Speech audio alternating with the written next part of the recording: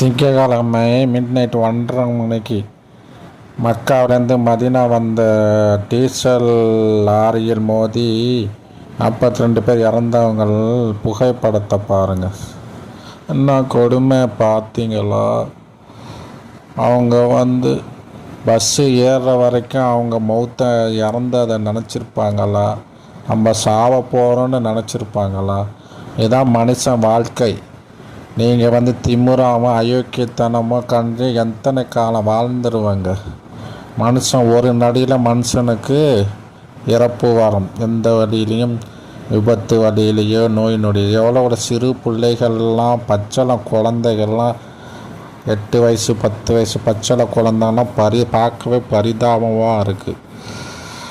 அங்கே மக்காவில் ஏறி 4 ஹவர் ட்ராவலு. அதுக்குள்ளே அவங்க மதீனாவில் சேரல. அதுக்குள்ளே அவங்களுடைய மௌத்து வந்துருச்சு பாருங்கள்.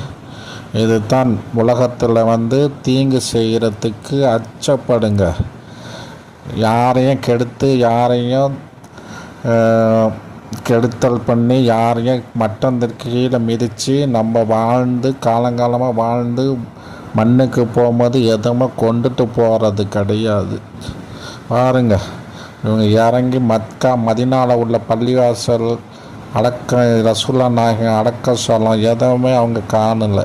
அவங்களோட தலையெழுத்தில் பஸ்ஸில் எரிஞ்சு மௌத்து வந்திருக்கு. அவங்களுக்கு இறைவன் மௌத்தை கொடுத்துருக்கான்.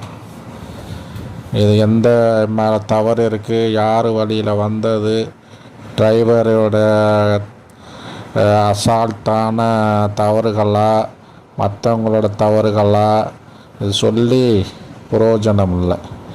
ஒரு 2 செகண்டில் பற்றிக்கிட்டு எரிஞ்சால் ஒரு அரை மணி நேரத்தில் இல்லை ஒட்டுமொத்த மக்களும் உயிரம் பிரிஞ்சு விட்டது.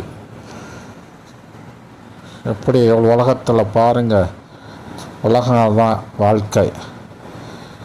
இருக்கிற வரைக்கும் சந்தோஷமாக வாழுங்க. அன்பை வெளிப்படுத்துங்க. இல்லாதவங்களுக்கு இருக்கிறவங்க கொடுத்து உதவி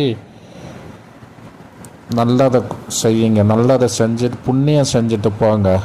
நீங்கள் போனாலும் உங்களோட வரும் பிள்ளைகள் உங்களோட வம்சாவளிகள் சந்தோஷமாக நல்லா இருப்பாங்க. 4 பேர் வாழ்த்துவாங்க. ஆகா, இந்த ஆள் பிள்ளைங்களா. ஒரு ஆரம்பத்தில் மின் சீட்டில் உட்காந்துருந்தார் இவர் தப்பிச்சு ஐசியூஸில் இப்போ இருக்கிறார்.